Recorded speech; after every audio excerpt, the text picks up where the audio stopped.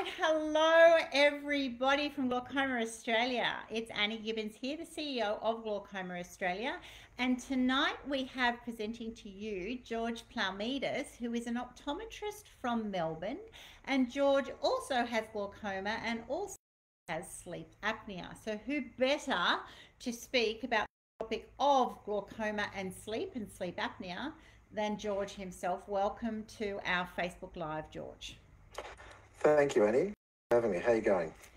I am going really well, and I'm thrilled that you're here tonight because we do get a lot of questions from our patients about sleep and how it affects glaucoma and also sleep apnea. And I know you wrote us an article about that maybe 3 years ago, and it has been very popular with our members. So looking forward to your presenting tonight. So let's get started as people join us, and as you know, if you miss it at any time, you can always come and catch up later and watch it at your leisure. But we do have a couple of people on at the moment. We have Tarek and John, so welcome. And so let's get started. George, what is sleep apnea to start with? Okay, so I emphasise I'm not a respiratory specialist, but I know enough about it as a patient, as an optometrist. It's a potentially very serious sleep disorder where essentially your breathing stops and starts repeatedly during the night. So it occurs when the muscles in the back of your throat relax once you're asleep, and the airway that air passes through narrows or closes as you breathe in. You don't get enough air, and the blood level in your oxygen drops to a critical level. The brain senses this level where it gets dangerous for your body. It basically arouses you and alerts you very, very hurriedly to wake up, and shocks you, and your airway opens up wide again so you can take in the breath that you're missing out on. And it might cause you to snort or gasp or choke, and then we go back to sleep again, and that whole cycle is basically called an arousal. Most of these are so brief that you don't even know you've had them if you have sleep apnea. The normal amount diagnosed anecdotally from a respiratory specialist that I saw said that the normal amount that they see when they're diagnosing sleep apnea is about 20 to 30 per hour, which sounds like a lot. Yeah. I had 45. Wow. Mine was classed as severely obstructive sleep apnea. So really, you don't ever reach at that level. You don't ever reach that sort of deep, restful phase of sleep that your body really needs to rest and repair. Because your body goes, well, yeah, you must be feeling exhausted in the morning. Absolutely exhausted. Well, the daytime fatigue is what alerted me. So, for example, before Eastlink was built, up the main freeway in Melbourne, linking sort of northeast to southeastern suburbs, I used to go through a variety of streets to get home, and I would get to an intersection, and I would say to myself, "Am I here? Oh, am I here already?" I knew something was wrong right then. So you're not aware that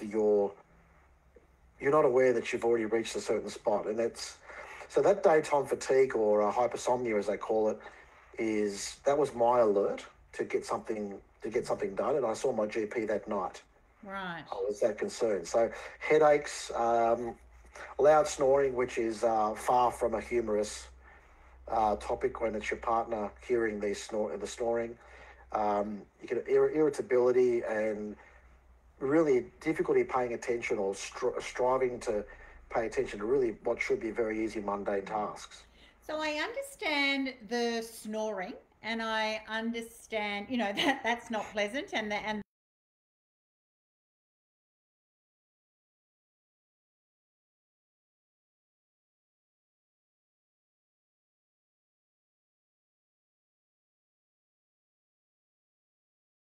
of your brain. right. Okay. So, and that just manifests itself in giving you quite, and I did cop the headaches in doses. Some of those were quite brutal. So just really sort of, it's like it's like an iron hand is just pressing into your skull from the front. And it's quite it's very disconcerting at the time. It Yes. sounds like it. Now, I'd love to ask you a little bit more detail then too. Of you said you're waking up 45 times an hour, Apparently. which is just crazy. Mm. And even 18, 20 or whatever would be bad. Now, so does it depend on how heavy you sleep? Because you're saying that you wake up, gasping. Obviously, you haven't breathed for a period of time, and your body then auto activates. So it's a sudden jolt, if you like. Mm. And so, are you aware of that in your sleep happening, or do you just get used to it and you sleep through and you don't know that's happening until you get monitored? I would recall probably out of my 45 that I apparently had every hour, I'd recall a couple of occasions during the night where I would feel like I was jolted awake, but I wouldn't realise those until later in the day. Yeah. So at the time, no, because you're in that much of a, not even a dreamlike state, because you don't get to that dreamlike state, but you're so tired you don't remember it. Yeah. So Okay. yeah. All right.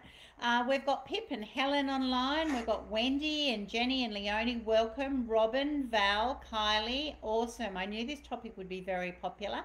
Nathan's assuming you're you're a passenger and not driving when you're passing out a little bit. So let's hope so.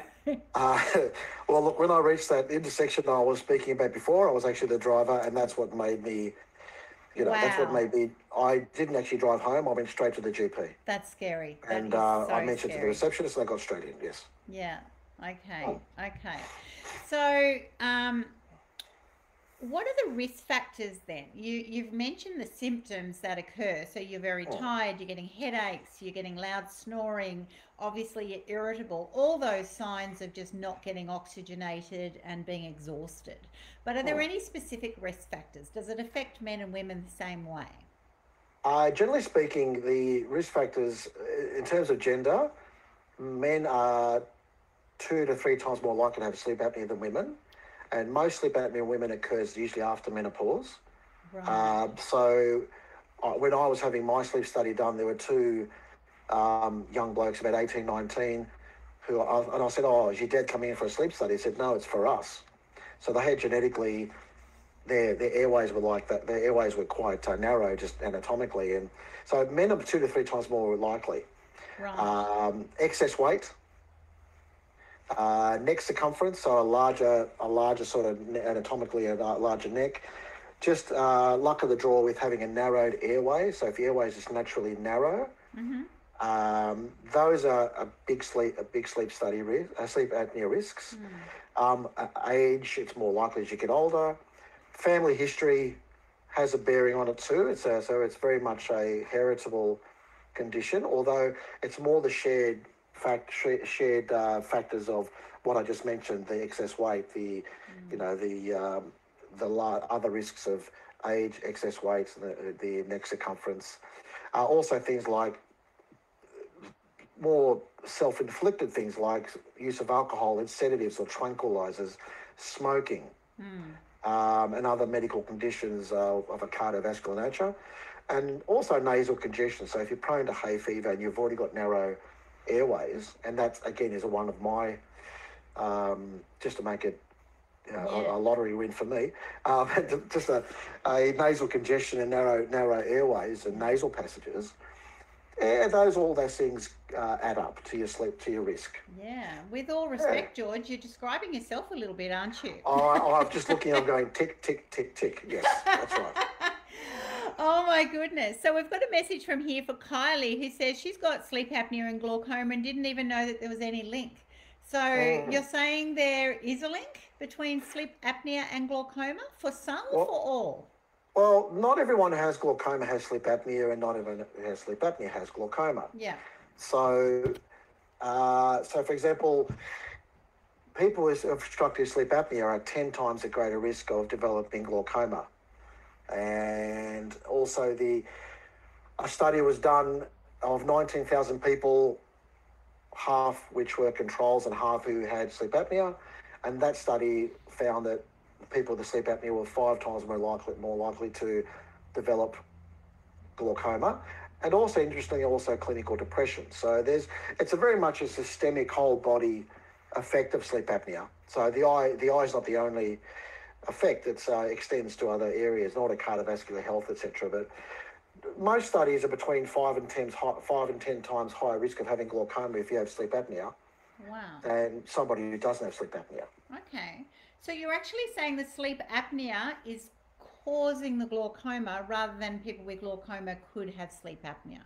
Is that right? That's right. Although, as we'll come to later, the people who are picked up as having glaucoma of a particular kind will often be referred to their GP to have the sleep apnea ruled out as part of the profile. But the sleep any patient who I see with sleep apnea will get a battery of tests that basically try to eliminate the presence of glaucoma because they're at much higher risk, obviously. Yeah. This is really fascinating. Welcome, Wendy and Gary, if I haven't said hello before as well. So it's a test then when you've got sleep apnea to see do you also have glaucoma. I know that we've been asked that question on the helpline before. Well, what about should sleep apnea be something that they check for all glaucoma patients? I think that sort of comes down to a lot to by the time they've seen the ophthalmologist. Some ophthalmologists that I've spoken to will say they'll book in the sleep study there and then. Right. But more often than not, the more collaborative way of doing it is letting the GP know that, look, this patient has glaucoma, this kind of glaucoma might have a background of sleep apnea. I'll get you to organise not only a sleep study, but also checking their blood pressure, their blood cholesterol, diabetes, and just a full blood workup to see if there are any other factors that might be causing it. So again, sleep apnea is not just not a thing that happens in isolation. It's very much linked to cardiovascular health, mental health, eye health, and general well-being. So it's the specialist I use, for example, first thing he asked me when he saw me was, do you have sleep apnea? I said, yes, I've had a sleep study. I use a CPAP. Goes, good, because I would have got you to see your GP to get that worked through. Okay. Yeah. Terrific. So it's sort of backspacing, but sort of backtracking and making sure that that's being taken care of.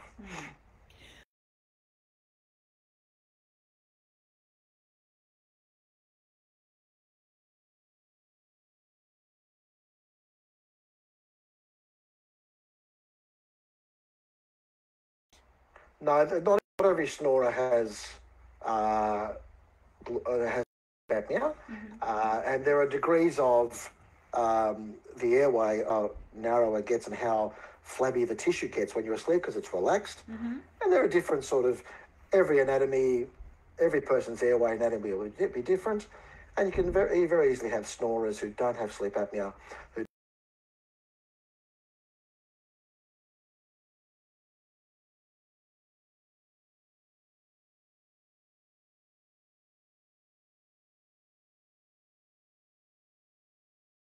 Right. Okay. that's a given, but not every snorer has sleep apnea. Very important to know. Kylie's asking, so how does high blood pressure also link back to glaucoma as well? High blood pressure indirectly does link back to glaucoma as well, because the blood pressure and the pressure of the fluid inside the eye sort of fight with each other to basically try and keep the oxygen to the optic nerve normal.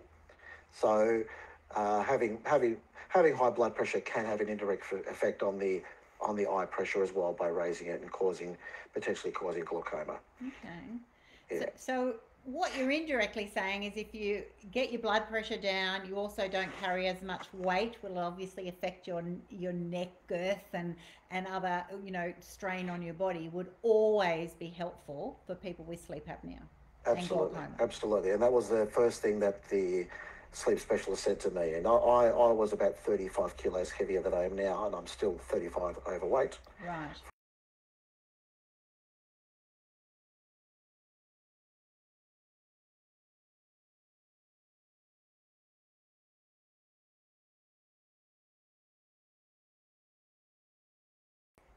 Well, sleep apnea can be treated with weight loss is on my list. Alcohol consumption is very much discouraged. That makes the relaxation of those tissues at the back of the throat even more pronounced. And for people who've got sleep apnea who drink, having sleep apnea, will find that often that it makes their sleep apnea worse. So often, one of the first two questions were to me, well, do you drink alcohol? Let's talk about dropping the weight. So can we do that? Body position's also another one. So, for example, if you sleep in a supine position, which is on your back, the gravity will allow the tissues to close more easily. Mm-hmm. And before I was diagnosed, I used to always sleep on my back or slightly on my side, and I've learned to sleep on my front begrudgingly over the course of about 5 to 10 years, because that works in your favour. Mm-hmm. Body position's very important. So it exacerbates the problem if you're sleeping on your back. Okay. Because the airways close more easily. Okay. Some people have this sort of homespun way of preventing that with just sewing a tennis ball on your back, or with the back of your pajamas, which is an interesting way of doing it. But I think that would probably cause. I never tried that personally, but I think that more irritating than anything else. You could possibly just use pillows.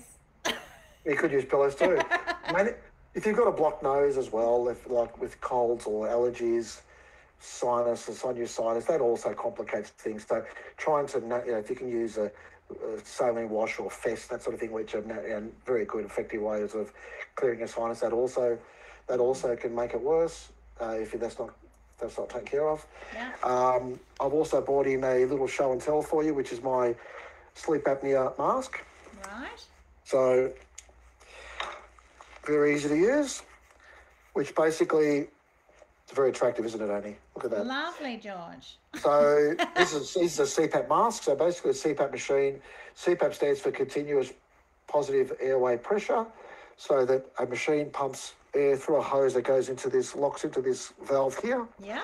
Which pumps air through your nose into your throat to keep the airway open, so it fights that tendency of the airways to close, and it keeps them open. So you never achieve that state where you're losing oxygen.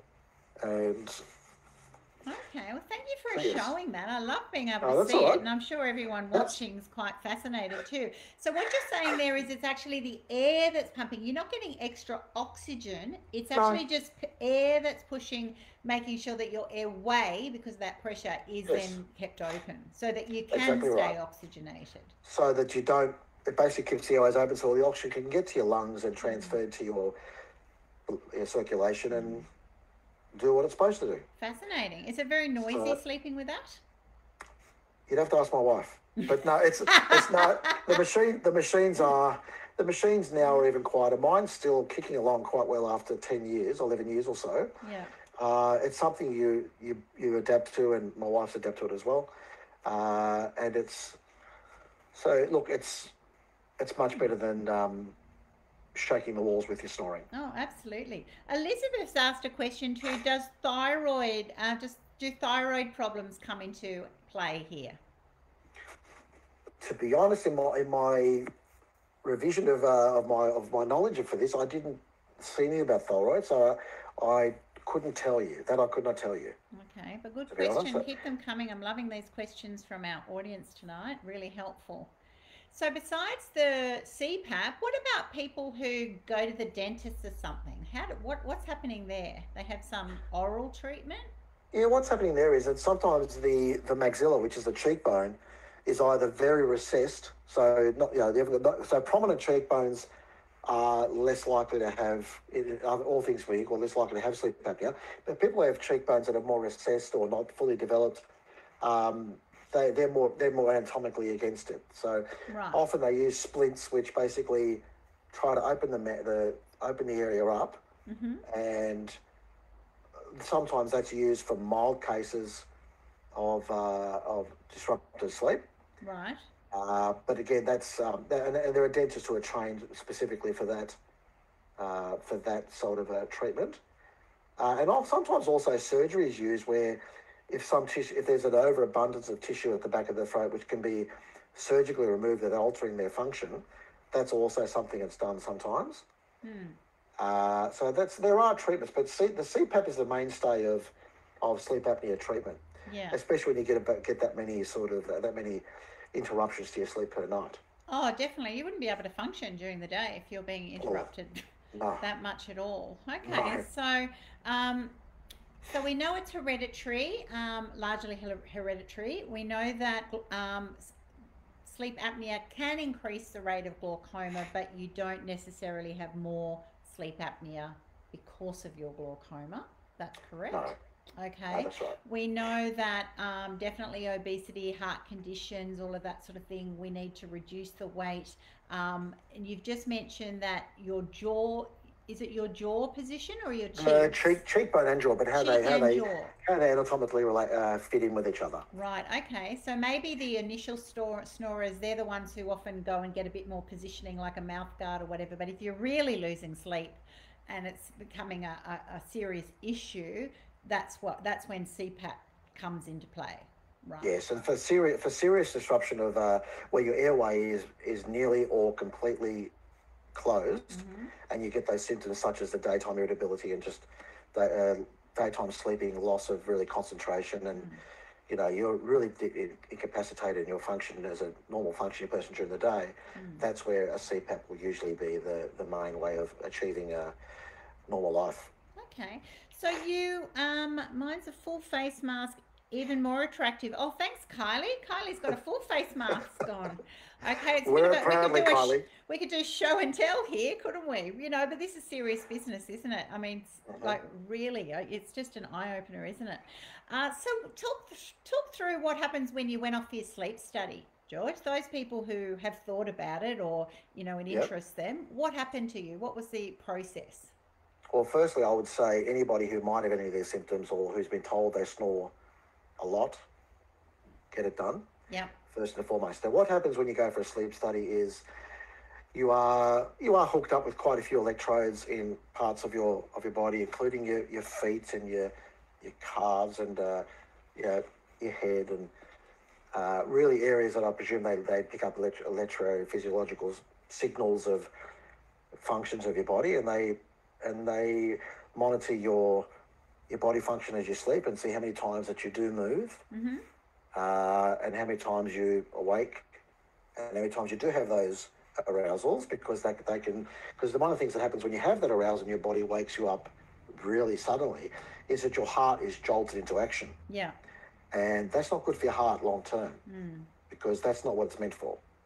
So it's not meant to be shocked with that sort of surge of power or adrenaline, if you like, Yeah. that many times a night. So it picks up all those body system changes that occur when your sleep's interrupted, and essentially you sleep as best you can with those electrodes on you. At the end of the day, you're not sleeping well anyway, so there's not really that much difference to what you're doing at home in your own bed. Yeah. And once that happens, once that's diagnosed, you're counselled about the characteristics of your sleep, and you're booked in with a sleep specialist, and recommendations made to, in my case, like I said, straight to a CPAP. It's more or less a case of, well, these are the masks that will pick the one you like. We'll book you in for another sleep study, similar sort of electrode setup, but with the mask that suited you best.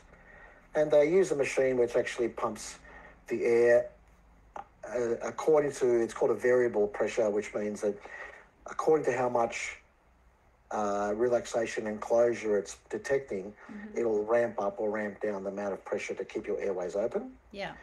And it will detect how much difference there is in your sleep pattern, how many arousals you might have versus that initial baseline test. And it basically picks up whether that's been helpful. Okay. So we can see what's happening with the sleep apnea. How is that actually affecting your glaucoma? If you're having those episodes of sleep apnea, what's happening to your eye pressure, your damage to your optic nerve? What is the link of the potential impact there on someone's glaucoma? Okay, so if you can picture your whole body, including your eyes, but your whole body as you sleep is going around repairing your body and regulating its function while you sleep. And the eye's no different. The optic nerve at the back of the eye, so the optic nerve carries all the nerve fibres and tissues from the eye to the back of the brain. That tissues, oxygen is being regulated as you sleep. Mm-hmm.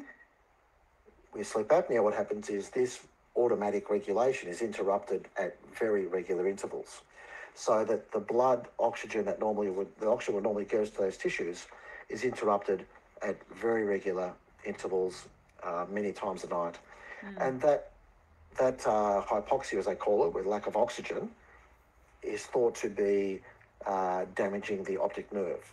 So this is a bit different from people the classical glaucoma, although when we say glaucoma is a group of diseases that affect the optic nerve that cause progressive loss of vision. So the bulk of glaucoma we see in practice is because of people's pressures being too high for their optic nerves. In this case, the pressure can still be low, as it was for me, and you can still have quite a lot of nerve damage, as I had, and there are a number of mechanisms that are being studied, but they all seem to stem from the interruption of oxygen supply to the nerve as you sleep. Yeah. So, and that, because nerve tissues are permanent, they're not like your skin, they're not like your muscle or your bone that can regenerate. Nerve cells are permanent. I mean, we lose about 10,000 nerve cells a day, I think it is. So these nerve cells are permanent. So when you lose enough nerve cells and those nerve cell networks that are connected start to crumble,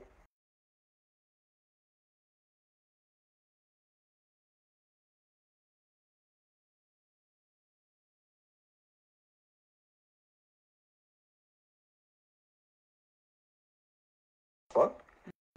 You could do a simple, I think the optometrist the other day was talking about Matthew, I think you're talking about, you could draw an X on a piece of paper and you can demonstrate the spot yourself, but you're not aware of it. So why would you be aware of something in your peripheral vision, kind of like this, because I'm not there, around here? Why would you pick that up? It's very hard to pick up. You wouldn't. So that's why it's important, if you have sleep apnea, to have your eyes tested and see if that's happening to you. Yeah. I think that is so fascinating and will be so interesting to our listeners. It's a whole different concept of basically you haven't had that opportunity to regenerate and refuel. A bit more like if you had exercise or did other things that exhausted your body, you wouldn't be able to repair in the same way. And I really appreciate the way that you've explained that in such a simple way. I hope it makes sense. Now let's talk about pillows. People have asked that on the hotline as well. Is it important the way we position our pillows when you're sleeping? Okay, so I did some study on this. I looked at PubMed and a few different research sites, and the general consensus, which in normal subjects, they found that firstly, in a sleeping position, if your head's being kept up higher, the pressure was lower than if you're lying flat. Right. But a lot of head up position wasn't really made any better by using multiple pillows. So if you want to have an I Dream of Jeannie type setup where you've got multiple pillows around you and you pile those up, you're not going to sleep because you're probably sitting in pretty much a sitting position if you've got that many pillows, so you're not going to sleep anyway. Yeah. But it doesn't actually add to it. There's no effect of adding 2, 3 or 4 pillows to lowering your pressure. So really the study suggests that elevating the head using multiple pillows doesn't help to reduce the pressure. But in normal subjects, the pressure was low when it was kept up, when the head was higher than the feet. So one pillow, assuming the pillow is of enough height, will do the job. Okay. Sleeping position's another one. I mean, we talked about before. And really, just to touch back on before about the sleeping on your back, it's really because of the gravity effects on your tongue. So really, one of the things that my sleep specialist said was that sleeping on your side or on your front, it's better for you. It's just an extra measure to try and reduce the effects of gravity on your airway from closing up. Because on your back, everything will sort of collapse down a bit and your tongue relaxes, your whole airway is relaxing, and it's just gravity was more likely to do the nasty work of closing your airways. Which makes sense. It's a bit like the recovery position that we all know from first aid, isn't it? That's exactly right. If someone's lying on their back and they're having breathing difficulties, what do we always do? roll them over, to just take all of Exactly. that pressure. And I think that's a very, very good tip, and that makes sense too. And I love that because, these are the things that we don't know. Is it one pillow, two pillows, three pillows? What you're saying is just sleep on a pillow, have it a little bit above, head above heart Yep. at all times, and you're probably right. But going Mm. crazy on that is not. There's no research There's behind no that extra at all. benefit, and you're probably going to put your neck out of anything else. So yes, Exactly. You feel like you're sleeping on a plane. it's not really comfortable. Yeah. Okay. So Let's see if we've got any other questions. So we've had Betty's joined us. Betty's found it very interesting. Thank you, Betty. And Nolene and Marilyn, Sadasivan. Oh, Anna, welcome. Alexandra, Vanda. Oh, we've got lots and lots of watchers coming in today. we have a lot of So women, I notice, Annie. I mean, yes, there's not a we lot of men's do. names there. I know. Is that a response to the snoring of men, or is that just a generalisation I shouldn't make? We've only got Frank. Frank's here. Well done, Frank. And Nathan. And yeah, so lots of women. I think these women are finding out the information for possibly for their men if it's not them, but obviously it can affect women. You were just saying for those who tuned in late, it definitely affects men more than women. Is strongly hereditary sleep Yes, apnea, as is glaucoma, and so the combination is unfortunate, isn't it? You've got the it double is. whammy there, haven't you? I have, but I've learned to live with it, and I've tried my best to manage it. Yeah. All right.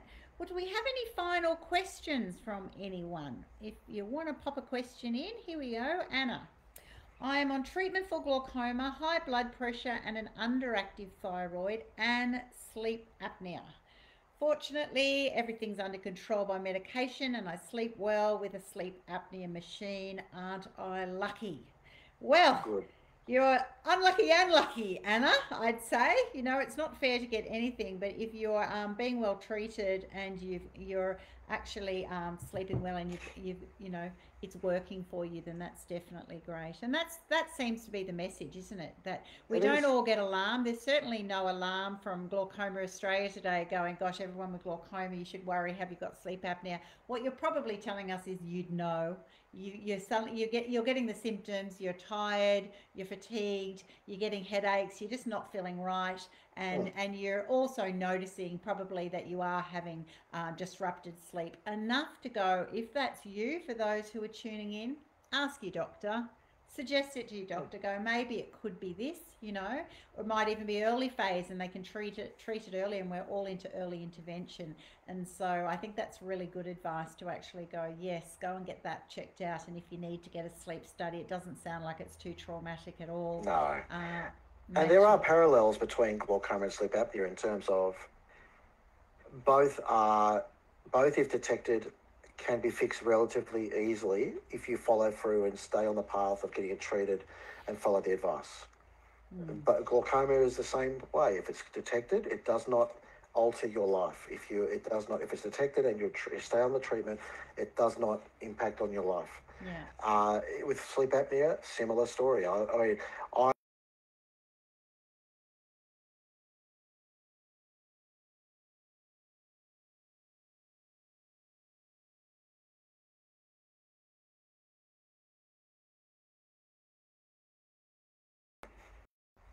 be a good friend to yourself and get onto it again. And Yeah. there are these effects. Get it checked. And the other good thing is that the follow on also is that both are easily checked. We complain about our health, but we've got such a good health system that's so accessible, not just for optometry. This is not just a plug for my profession, but we're so accessible in terms of getting your eyes checked and seeing how your eyes are going. And similarly with our GPs, if they, there are a lot of great GPs up there. There are a lot of great GP system out there who will help you if you've got your sleep apnea to get it assessed, and if it's assessed, get it treated. I mean, we're not shy of having health service in Australia. We have an abundance of health services that are so accessible. Mm. There's no excuse not to get it sorted. Yeah, absolutely. Absolutely. Here we go. Kylie said, my husband was the one to tell me I wasn't breathing during sleep. Not so much snoring. I had no idea. She was extremely fatigued though. And so she knew that. So interesting. Thank you for sharing that, Kylie. Mm. Exactly. You know, that's it. Amazing. So definitely ask your partners if you've got one, just to double check. Sometimes you might be unaware and you can pick it up early. And it's been, yeah, such an interesting conversation, and not just the effect on eye pressure, it's also not good cognitively. You know, if you're not getting that repair to your eye, you're certainly not good for your brain as well, right? So all No. over, even if we weren't here from Glaucoma Australia, it's definitely a condition that you want to get on top of, just for you, not just to feel tired, but obviously, you know, there's a safety aspect to this. You know, if you're getting drowsy and not concentrating, you know, driving, machinery, going about your day, you know, it's definitely something that you want to get under control. And if it means you wear a fancy CPAP mask, well, so be it, right? Or if you have to take drops every Yeah, night, you take drops as how well. hard is Yep, that? It's exactly. not it's not invasive. It's not Exactly. invasive. Exactly. Every drop saves sight. Look after your sleep apnea. And I would like to, everyone I'm sure today who's listened in would love to thank George for his very personal sharing. For those who join a little bit later, George is an optometrist from Melbourne. He also has sleep apnea and glaucoma, so he's been an absolute amazing gift to be able to share his knowledge with you today. And thank you for those who've asked questions as well online. It's been a really engaging